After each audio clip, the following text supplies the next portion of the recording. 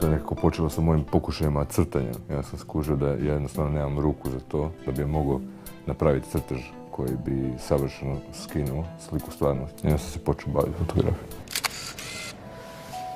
Iz nekakve poluvajerske potrebe. Potrebe da napravim kopiju stvarnosti.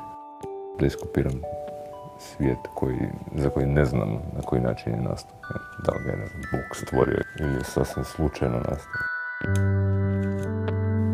Kad sam prvi put uzeo fotoaparat u ruke, osjećao sam potpunu zbunjenost. I onda jednostavno, kroz neko vrijeme, kroz navikavanje, kroz učenje, fotoaparat je postao jednostavno sastavni dio mene. Kakav god da bio. Da li kamera obskura, da li nekakav high-end fotoaparat, digitalni, analogni, svejedno. Sliku stvarnosti možeš uhvatiti sa bilo čime, čak i sa najobičnijom, najjednostavnijom napravom kao što je kamera obskura. To je predivna stvar.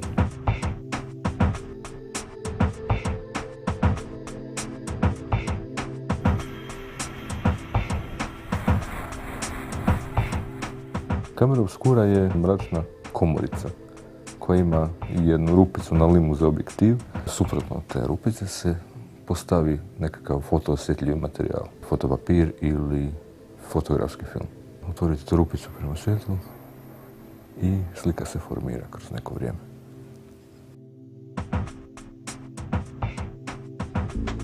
Fotoaparate sam počeo skupljati u biti slučajno. Krenuo sam fotografirati sa jednim prastarim ruskim fotoaparatom i onda su kasnije se zaredali nekakvi lomo fotoaparati. No. Tako jednostavno jednog jutra se probudim i vidim da mi je ormar pun fotoaparata.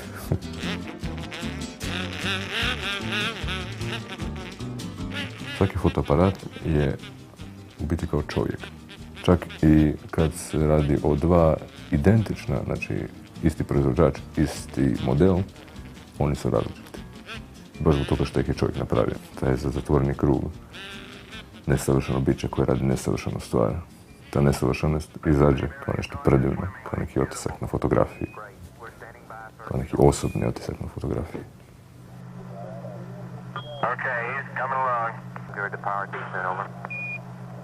Kad sam bio mali, htio sam biti astronaut. Moje okruženje je bilo jednostavno predosadno. Ljudi koji fotografiram su ljudi iz moje neposredne okoline, moji prijatelji.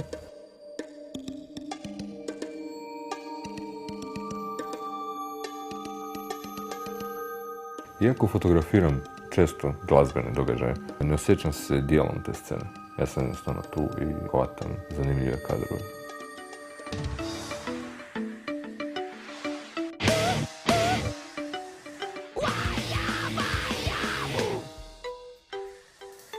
Fotografiranje demo bendova zna biti jako zabavno, jer tako jedne javne osobe su jako sramežljive pred fotoaparatom, ali na kraju, naravno, kad se desi neko puštanje, to jako lijepo ispada. Očice vamo, glave full blizu, još bliže, još bliže. Još bliže. Vugle. Često se vežu nekakvi likovi ljudi za lik grada. Za Rijeku bih rekao da je onako jedna dama u srednjim godinama. Izbilja mi je žao što se ruše nekakvi stari industrijski dijelovi Rijeke. U portretima grada Rijeke nastojim prikazati svijetu tog grada i nekakva prošla vremena.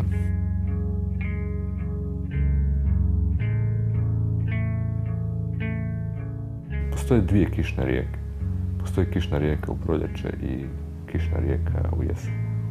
Kišna rijeka u proljeće je tek rođena beba koja udiše novi zrak. Dok kišna rijeka u jesen je jedna stara nonica. Fotografija je za mene jedno duhovno iskustvo. Osjećam se kao lovac. Dešava mi se napadi adrenalina kad uhvatim taj nekakav savršeni kadar. Taj trenutak čistoće tog adrenalina je meni nešto predivno.